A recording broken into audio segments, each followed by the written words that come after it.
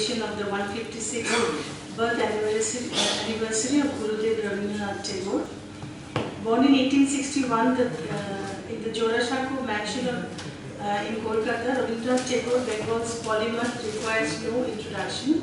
The poet, novelist, playwright, lyricist has been one of those few influential figures who provided a definite shape and direction to Bengali literature. A cultural icon, his work bears testimony to his immeasurable talent, and his great foresight. Every year, Gurudev's birthday is celebrated not only in Shantiniketan and Ferozeshah, but in the whole of Bengal and also Bangladesh, and also by the Bengali diaspora, apart from many places in India. The Sahitya Academy also celebrates his birth centenary every year. We have with us today renowned scholar and translator of Tagore, Professor Radha Chakravarty, who will speak on the topic 100 Different Lamps, Rabindranath Tagore, the Polymath.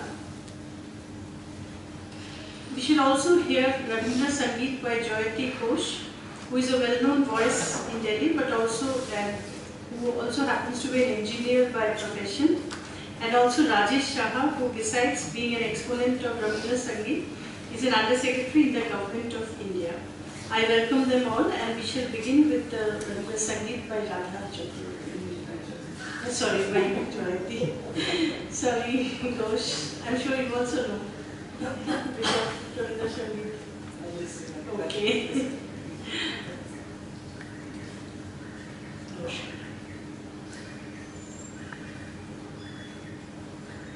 শুধু তোমার বাণী নয় গো হে বন্ধু হে প্রিয়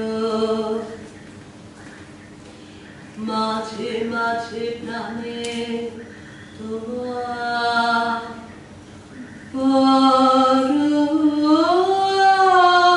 পরশখানি দিও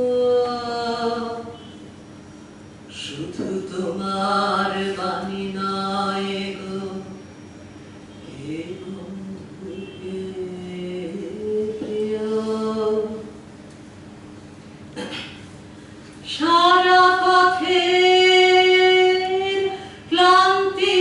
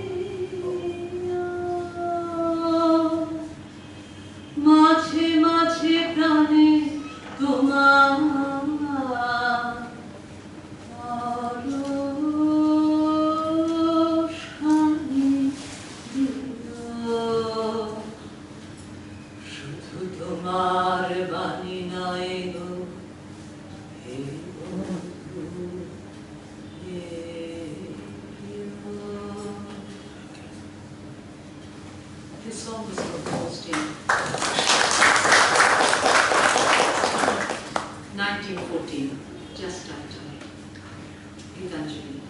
This is part of a collection of poems called Gitani.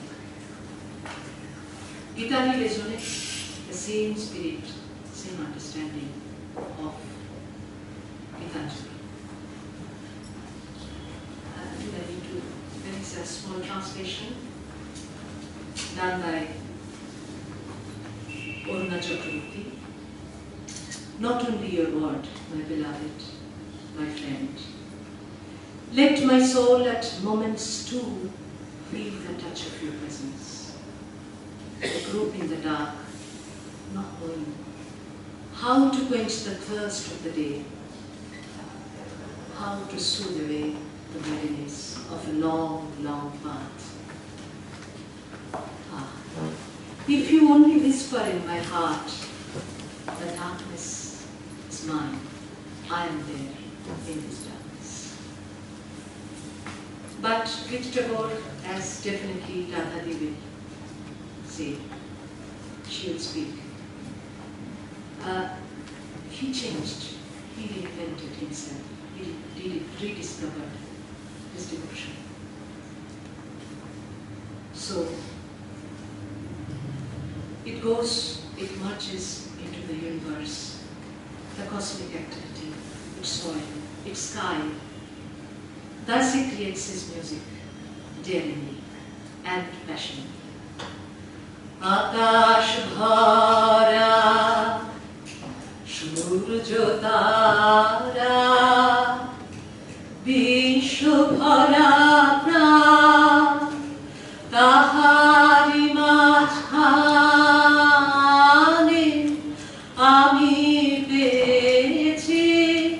Ami pechi mor sthan vishaye, tai jage,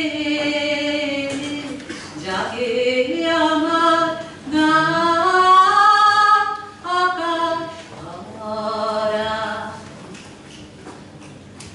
Ashim kare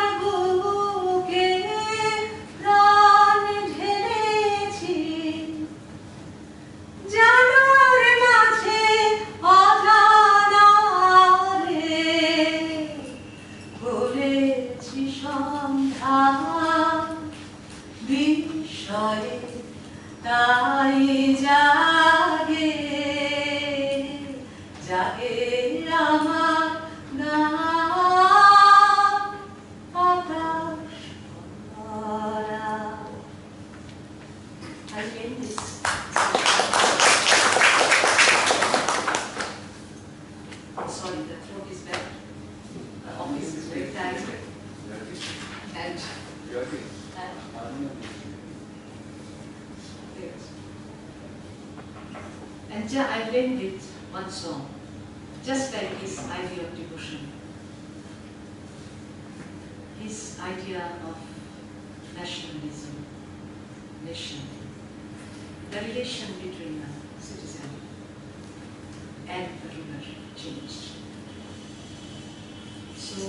when we go to the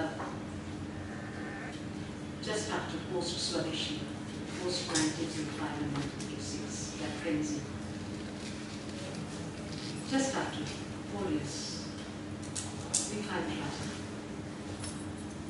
And there he redefines that relationship, which was much, much different than what he did during the time of Swadeshi. So I will sing this song of Raja, and with this, end this musical session. We all rule supreme. Amra shobai jani. Yes, ma'am. And it's ideal. We are, and it's very relevant today, the time we are passing now. We all rule supreme in the kingdom of our king. How else we could connect with him? We need to connect after all. We do just as we please, as our pleasures are his. Fettered never will we be by the tyrant to hand. We travel free and wide, yet fall back to his stride. Amra shobai. Amra shobai raja, amra shobai raja, amader ei rajar rajote. নইলে মোদের রাজার সনে মিলব কি সত্যি আমরা সবাই রাজা আমাদের এই রাজার রাজত্বে নইলে মোদের রাজার সনে মিলব কি সত্যি আমরা সবাই রাজা আমরা যা খুশি তাই করি তবু তার খুশিতেই চলি আমরা যা খুশি তাই করি তবু তার খুশিতেই চলি আমরা নই বাঁধা নই দাসের রাজা দাসের দাসত্বে নইলে মোদের রাজার সনে মিলব কি সত্যি আমরা সবাই রাজা রাজা সবারে দেন মান সে মান আপনি ফিরে পান রাজা সবারে দেন মান সে মান আপনি ফিরে পান মোদের খাটো করে রাখেননি তো কোনো অসতে নইলে মোদের রাজার সঙ্গে মিলব কি সত্যি আমরা সবাই রাজা আমরা চলবো আপন মতের শেষে মিলব তারই পথে আমরা চলবো আপন মতের শেষে মিলব তারই পথে আমরা মরব না কেউ বিফলতার বিষম আগতে নইলে মোদের রাজার সঙ্গে মিলব কি সত্যি আমরা সবাই রাজা আমাদের এই রাজার রাজত্বে নইলে মোদের রাজার সঙ্গে মিলব কি সত্যি আমরা সবাই রাজা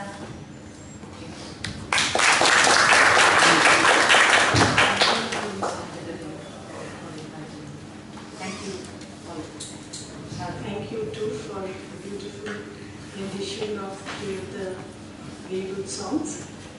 And now we come to the next part of our program, where Radha Chakravarty will speak on 100 different lamps, Rabindranath, Tagore, the Polymath. Briefly about Radha Chakravarty, she is a writer, critic and translator.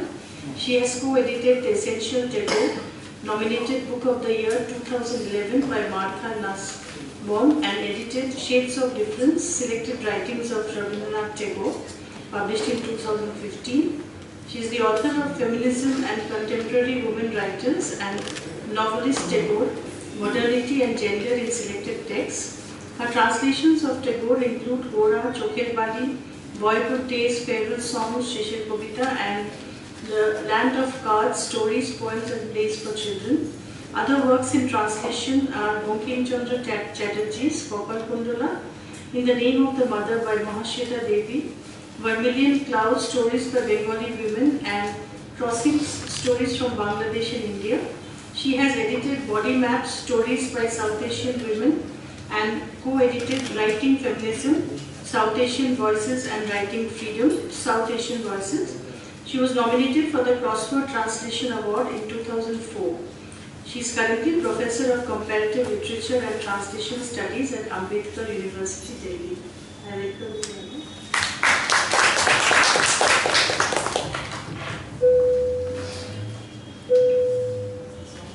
Next.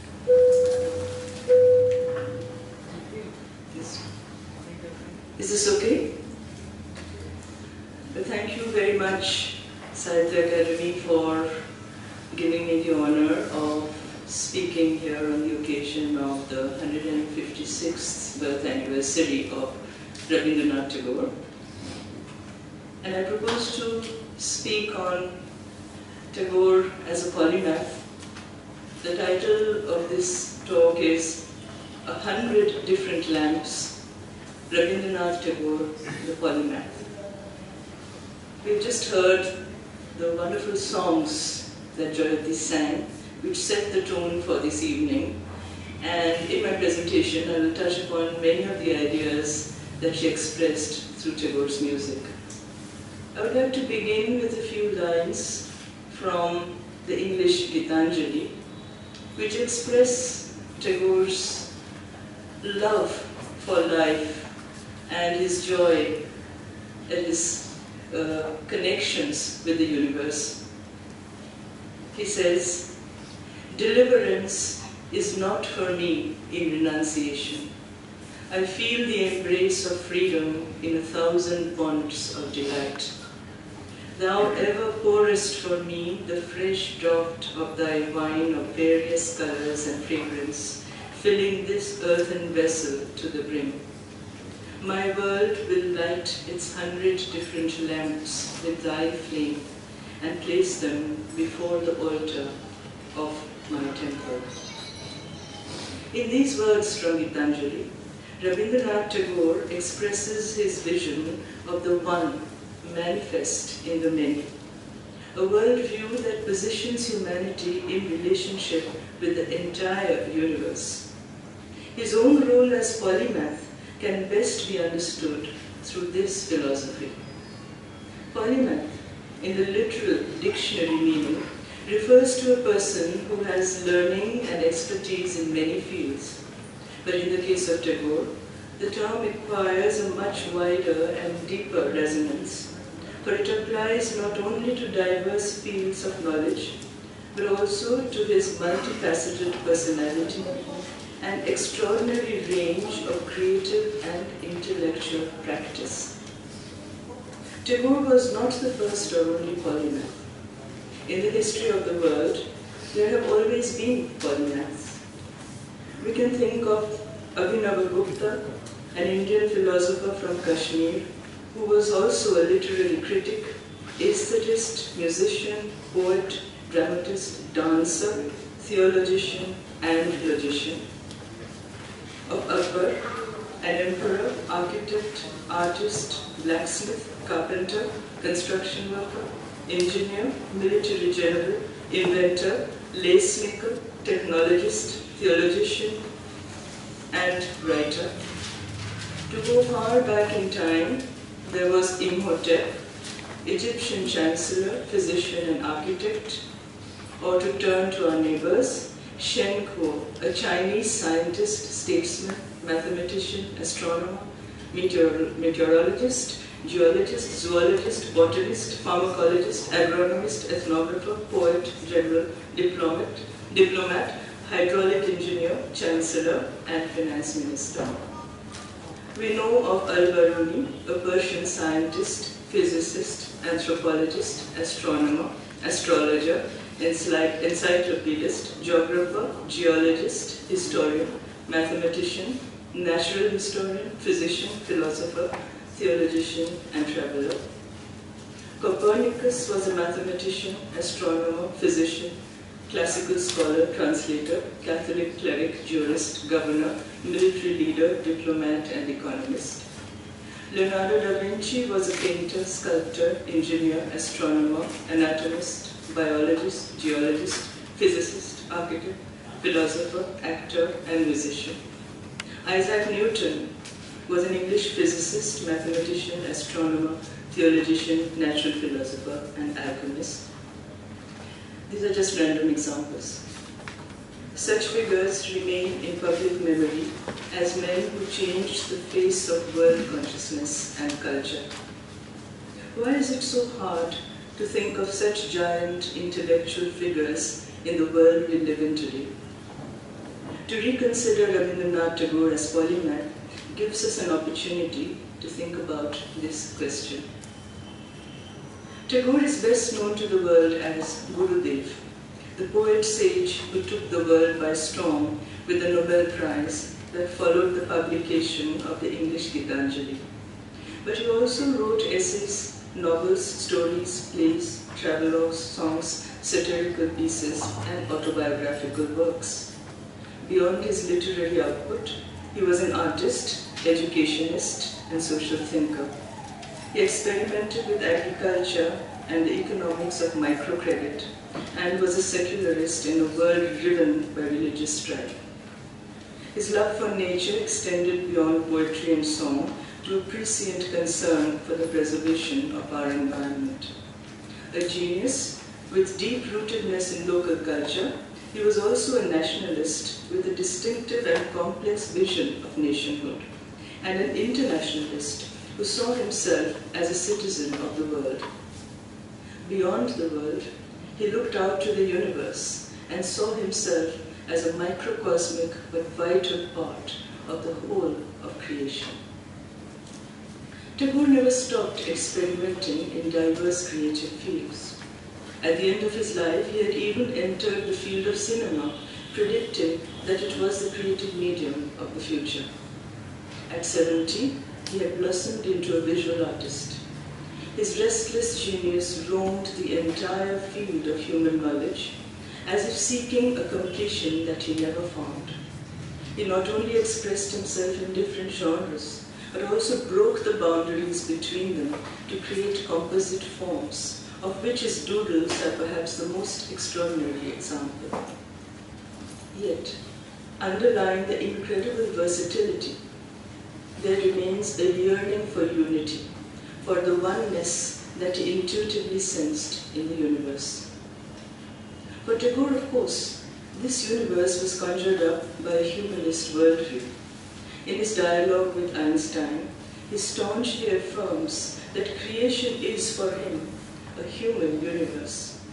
And I quote, "The infinite personality of man comprehends the universe. The truth of the universe is human truth. Matter is composed of protons and electrons with gaps between them, but matter may seem to be solid. Similarly, humanity is composed of individuals, yet they have their interconnection of human relationship. The entire universe is linked up with us in a similar manner. It is a human universe."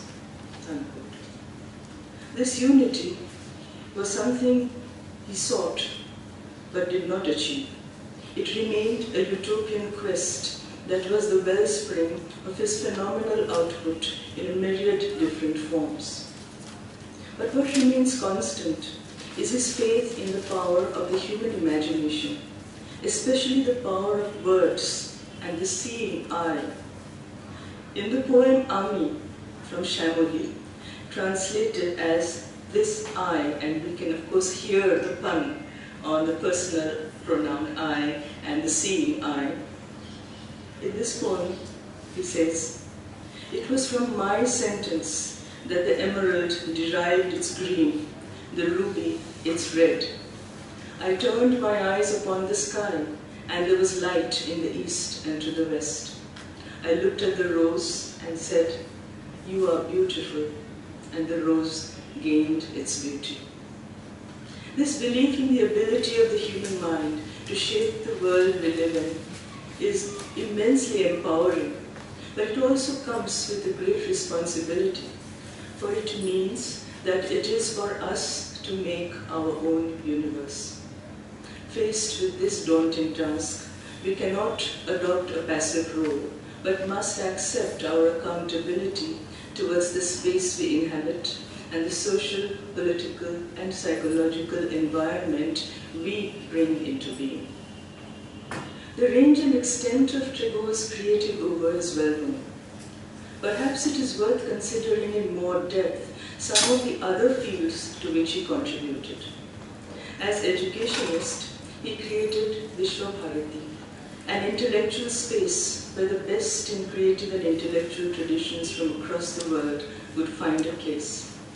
The motto of Vishwabharati, Yatra Vishwam Bhavate Kanidam, where the world makes its home in a single nest, expresses this philosophy.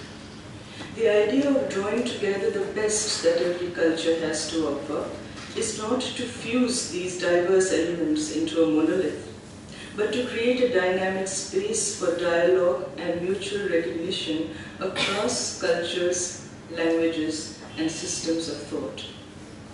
Today, in the domain of higher education, the colonial model of a meritocracy based on a fetishization of narrow specialization has significantly devalued the importance of such eclectic, inclusive, and heterogeneous possibilities.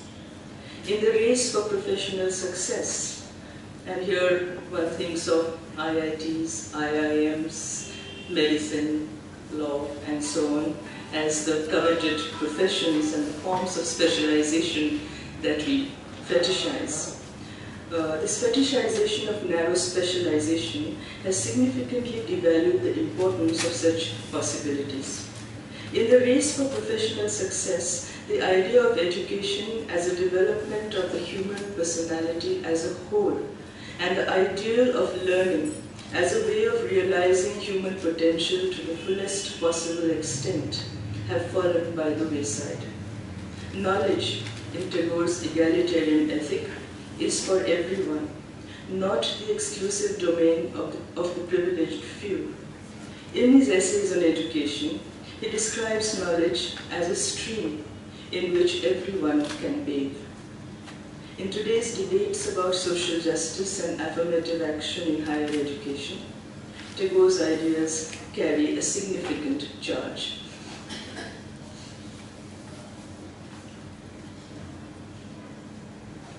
Throughout his life, Tagore remains alive to social issues. His sensitivity to the woman question has attracted much discussion.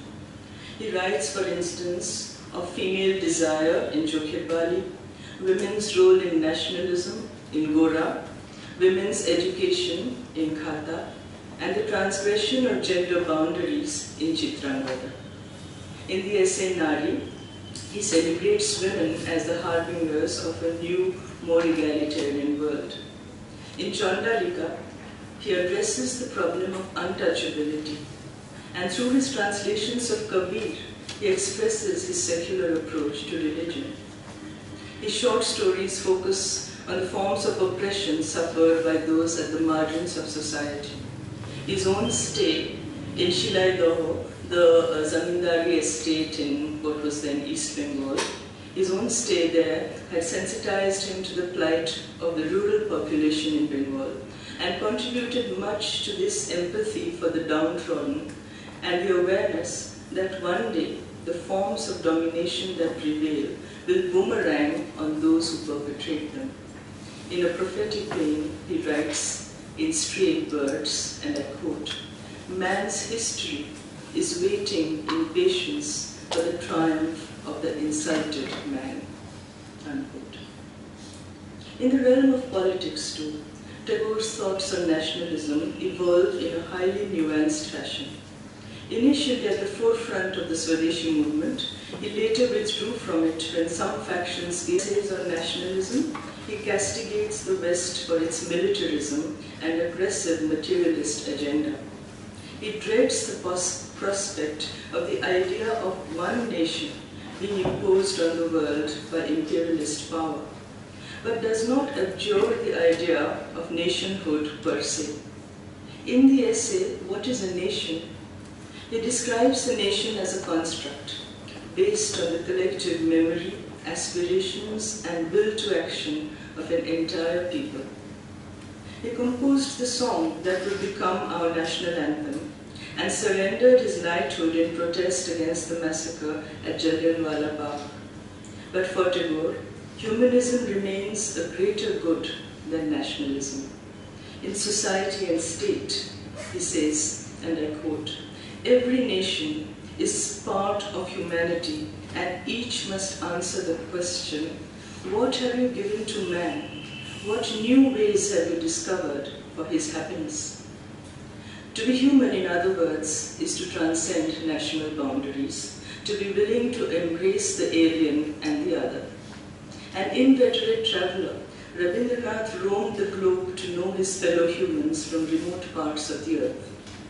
Without a fully formulated political philosophy, he nevertheless came to mediate between nations as a figure perceived as India's cultural ambassador to the world.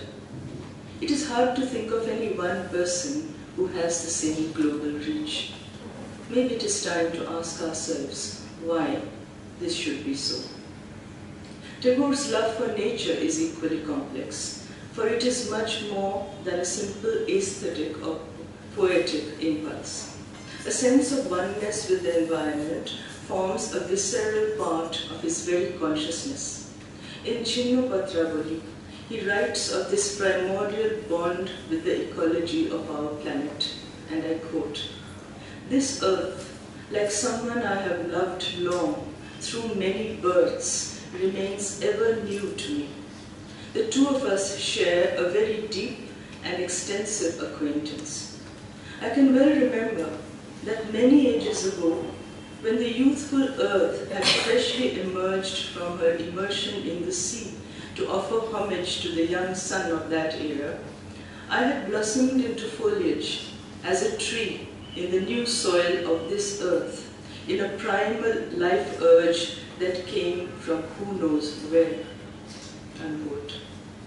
In Shantiniketan, as Ma Shweta Devi recalls from her own young days there, children were taught never to harm any living creature or to break a single leaf or flower from a tree. For Tagore, the traditional nature-culture divide does not exist as a simple dualism. Rather, as the Shantiniketan experiment shows, nature becomes for him the place from where the advancement of human civilization can begin. Tagore never sees the world in monochrome. In his conversation with H.G. Wells in June 1930, he complains, and I quote, "The tendency in modern civilization is to make the world uniform. Calcutta, Bombay, Hong Kong, and other cities are more or less alike, wearing big masks which represent no country in particular." Unquote.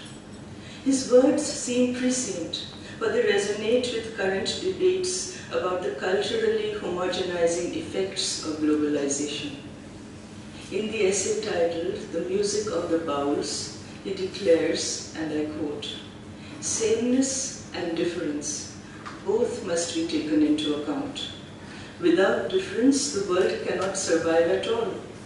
If the temperature everywhere became uniform, the wind would not blow, the river would not flow, our spirit would not survive." Unquote. Yet, for Tagore, the play of difference does not correspond to our current theoretical celebrations of plurality without value. He neither thinks in rigid binaries, nor adopts a value-neutral approach to the idea of diversity. At the heart of all his wide-ranging endeavors, we find a strong core of ethical, social, political, philosophical, and aesthetic discrimination, so that the process of cogitation and creation itself becomes a way of negotiating ideational and attitudinal conflicts. In part, these conflicts have to do with the times he lived in and the contradictions within his own personality.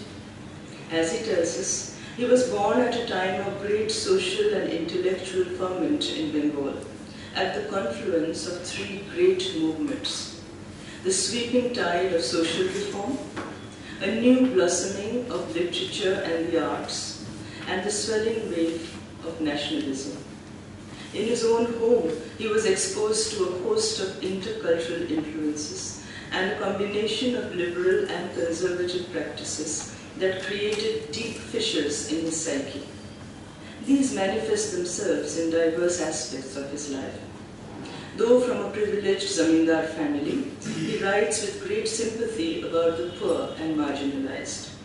For a male writer, he evinces a remarkable empathy for women and a strong concern for their position in society, Yet, we cannot quite call him a feminist. A reveler in the joys of living, he also had a profound awareness of death. As a social thinker, he feels drawn to the world, but as an artist, he feels the pull of solitude. These contradictions are never resolved in Tagore's work, nor do his activities in different fields dovetail neatly with one another. In fact, as his thoughts evolve across the long trajectory of his life, the complexity of his psyche complicates his modes of self-expression and draws audiences across generations into the dynamic process of reinterpreting his many-layered work. Such evaluations are indeed the need of the hour. Today, on the 156th birth anniversary of Rabindranath Tagore, the Polymath, the onus is on us to draw from his legacy the inspiration and the creative and intellectual resources that can help us meet the challenges of our contemporary reality. For as Tagore signals, the human imagination is infinite, and to open our minds to the vastness of our universe in a questioning spirit is to enter a realm of speculation rife with myriad possibilities. I would like to end with a quotation where he actually expresses such speculative curiosity. How can we assert, he says, how can we assert that at this very moment there do not exist countless similar worlds all around us, each imperceptible to all the others? What the minds there apprehend is utterly unknowable for us. Through the play of different minds, like the instruments in a great symphony, the outpourings of different worlds are simultaneously emerging, rolling forth towards an infinite unknown. Thank you.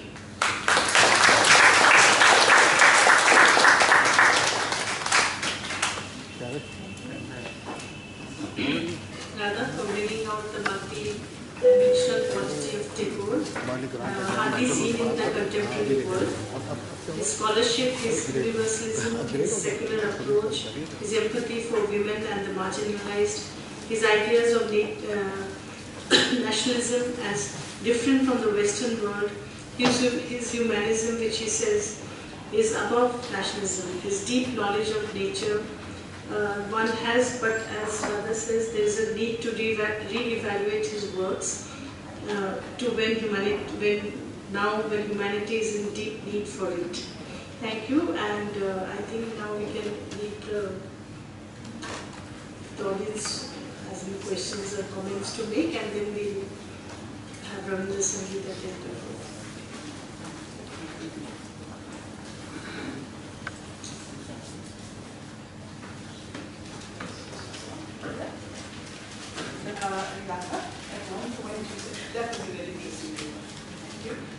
You said that you didn't consider Tagore to be quite a feminist. I'm not contesting. I just want to know what your thoughts are. So, you said that you don't consider him. He was not quite a feminist. That's what you said. So, as I said, that I'm not contesting, but I just want to know because one can collect some very strong female personalities in his novels, plays, as different from Chakravarty. So I just wanted to know your thoughts. Yes, I think I knew I was inviting trouble when I said he's not a feminist because it's a field wide open to debate. There is no doubt about his awareness of women's issues and about his extraordinary ability to get into the minds of his women characters. It's amazing the range of issues he has addressed and the kinds of female figures he has created throughout his body of writings. What I feel when I read his work is that for Tagore, women's emancipation is not an end in itself, but a step towards a larger goal where he feels that women's freedom, women's emancipation is necessary for society to grow and progress, and that a male-centered society will always be self-limiting. So because I feel that this discourse on gender is framed by this broader awareness, for that reason perhaps I feel that feminism was perhaps not the primary item on his agenda. But that does not mean that he's not of importance to feminists. I think he's of crucial importance to feminists, not just in India, but across the world. Thank you.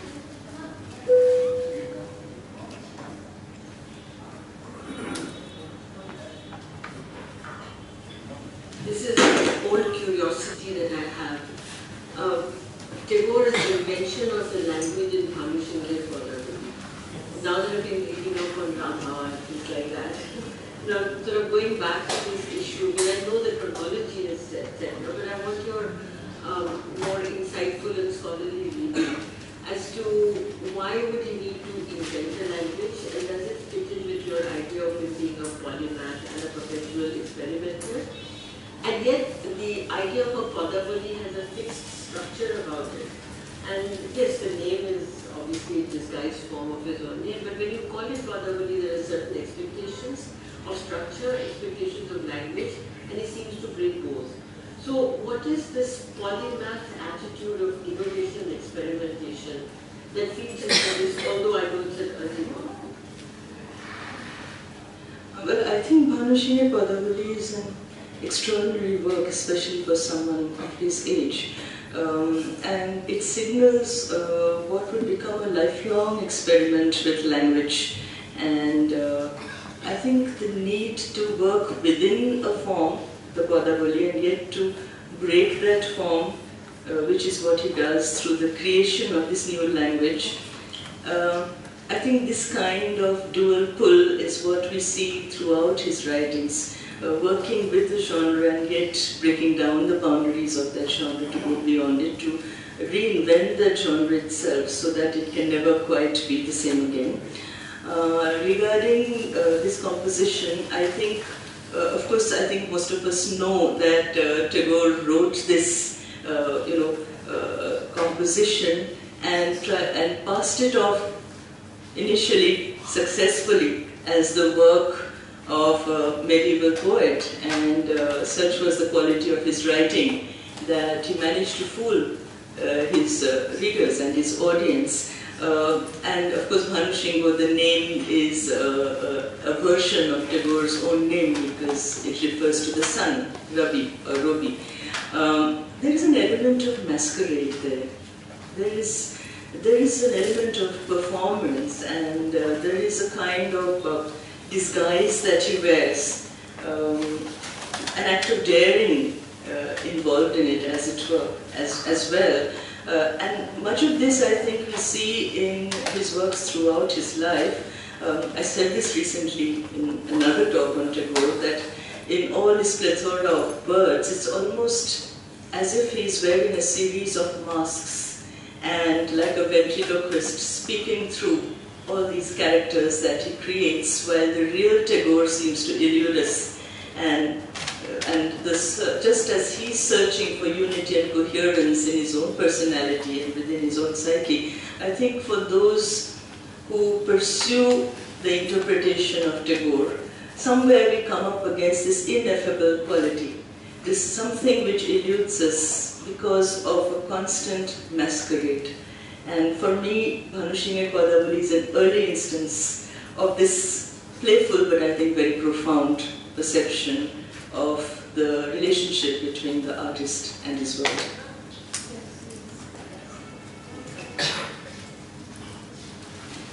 I think Tagore was quite familiar with Padavali Kitman, and he was quite familiar with poetry. So it was not an invention of a language at all, but it was more in a playful way, and particularly in a teasing relationship with Kadambari Devi, that he was trying to, it was almost like challenging himself to write all this body of work in Maithili and in the Padavali Kitman style. And then, of course, as you mentioned, I mean, he disguises his name and he takes everybody by surprise. He fools everyone and so on and so forth. But he doesn't do that later anymore. Bhanushinge Padapali, which was written very early in his life, I don't think he experiments with Maithili language in any subsequent songs, not to my knowledge. I wasn't speaking literally about Maithili language, but rather the way he uses it. And I don't think here we are talking about his continued usage of Maithili when I speak of language experiments. But this was the beginning of his breaking down the boundaries between what is supposed to be his mother tongue, the language he's expected to write in, and a kind of positioning of himself within a long tradition of writing in the Vaishnavite style, and yet at the same time creating something unique which bears the stamp of his own creative genius.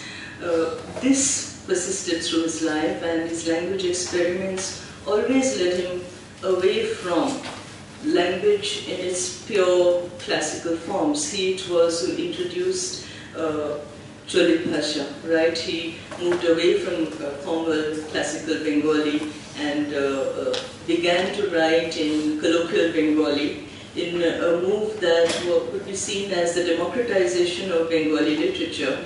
He brought in not just Maithili, but he brought in Hindi. He translated bits of Macbeth from Shakespeare's English into Bengali. He translated Kabir, and he translated his own works into English. So he was constantly thinking and working across languages. So I think it is within this broad framework of language experiments that I was placing Bhanushinge Padapali.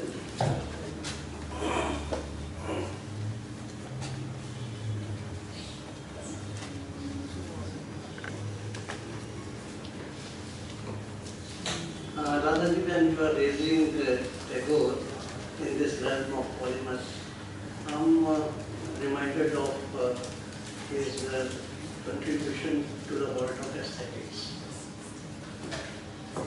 Really, I tell you, I have recently done a paper on Tagore and crochet.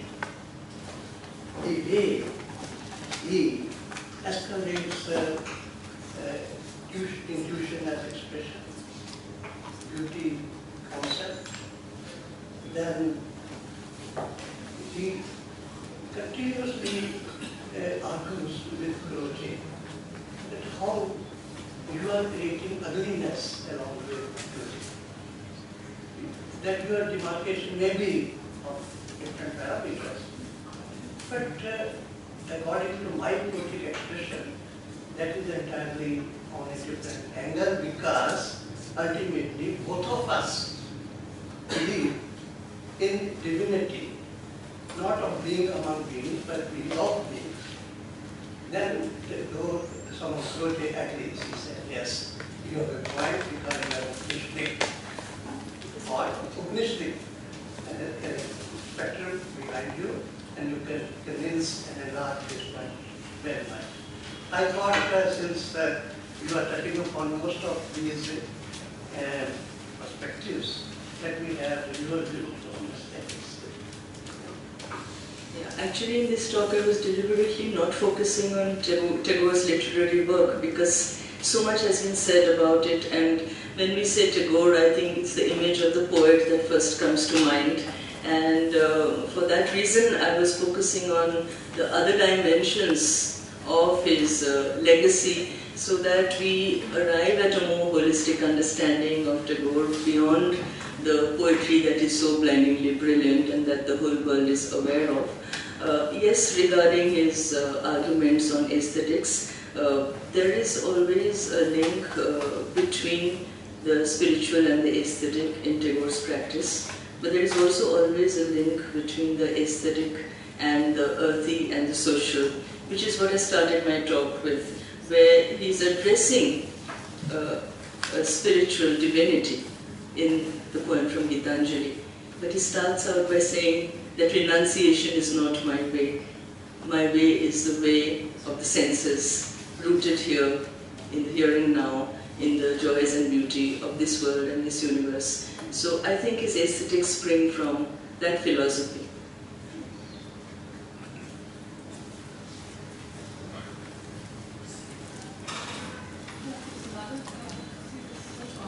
Beauty.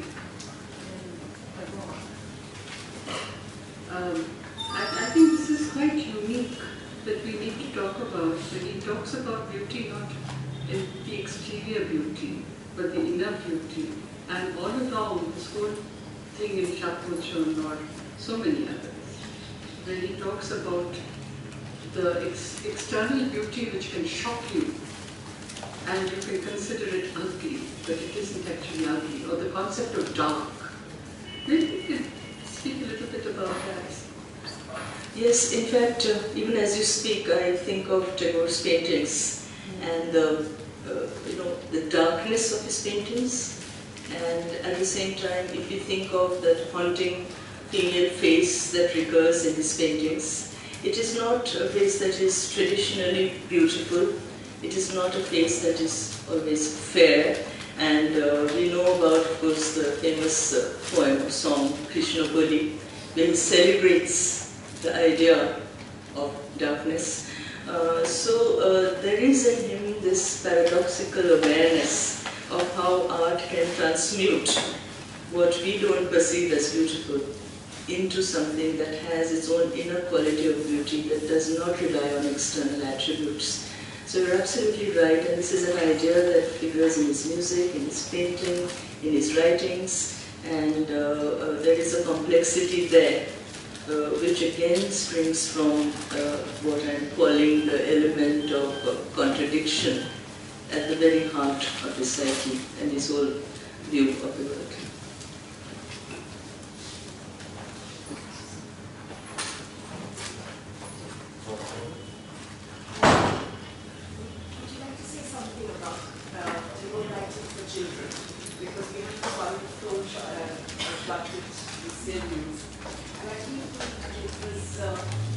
And other Polymath selection, I think he really thought it was important to write for children, and I think it was probably the beginning of children's literature, modern children's literature. We have had some before, but not of that quality, that he set such a high standard.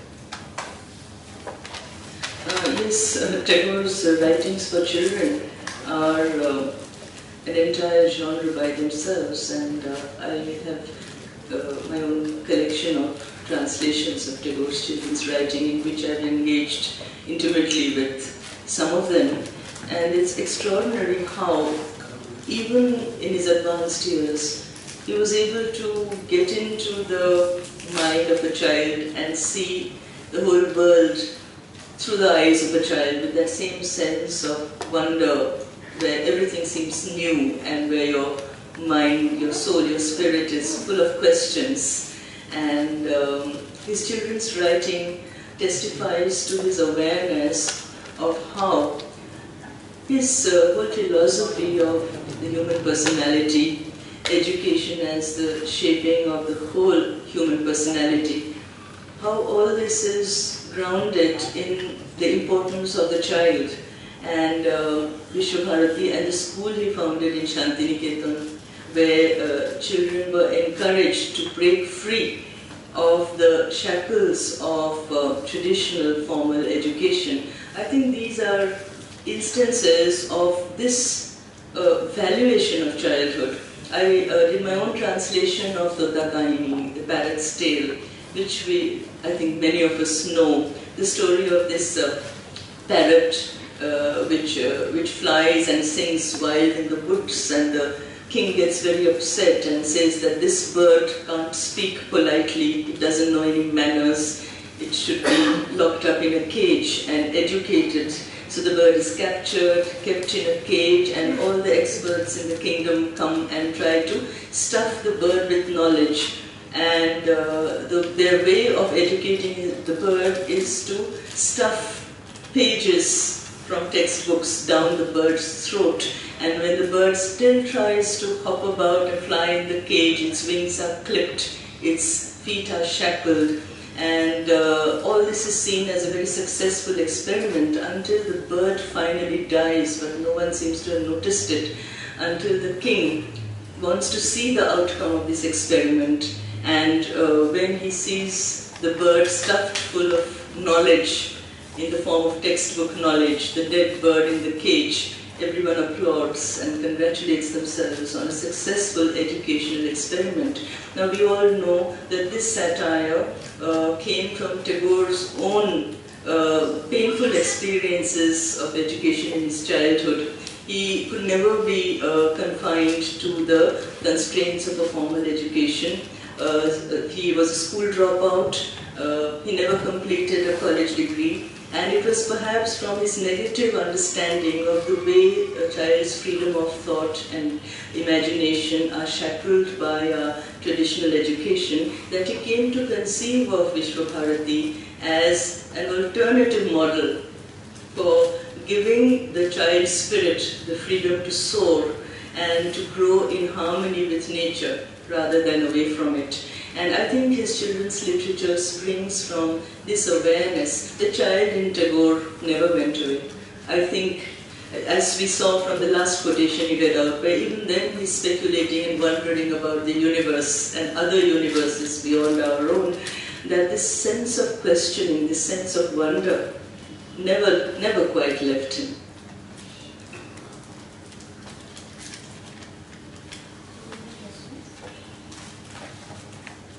Just a comment that as far as children's, even the textbook that is designed for children, Chakravarty, Yes. so in that. Yes. Alhamdulillah.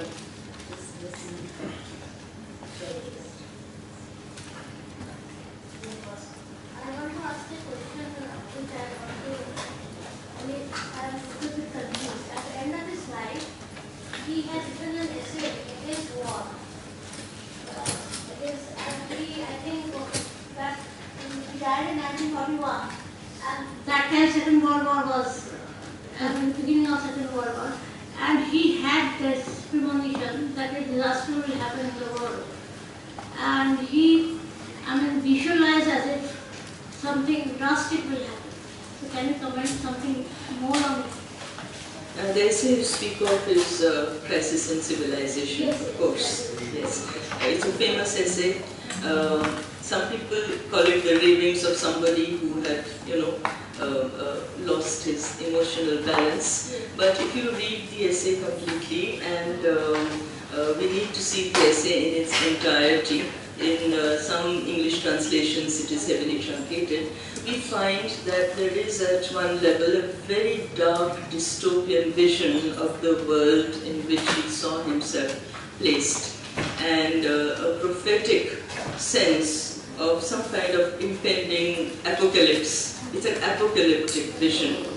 And yet, at the end of it, in spite of it all, he reaffirms his faith in humanity, in humanity's capacity to survive such apocalypse. So his faith in the human spirit reaffirms itself, and to read the essay without taking into account this resolution, which perhaps defies reason, but which is based again on an intuition, as it were, on a lifelong faith in the human spirit, then I think we see the essay in its true profundity.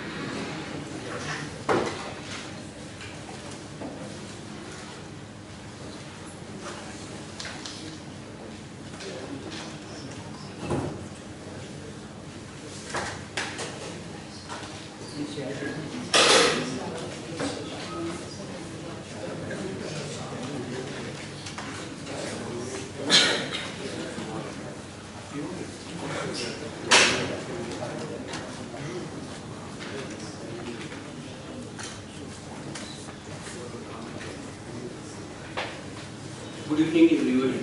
I am Rajesh Saha. I am Under Secretary, Ministry of Culture. I have done my graduation and master degree in Shantiniketan, Chakravarty University. In my student life, I have learned Rabindra Sangeet from my Dada Didi, seniors, teachers. I am grateful to the Sahitya Akademi and also Mr. Shantanu Ganupadhyay for inviting me to sing some Rabindra Sangeet here. My first song is Dhonilo Ahvanu Mudhuro Gambhiro and the second song is Alokeli Dharna Radha. Both the songs are in Puja Parjaya.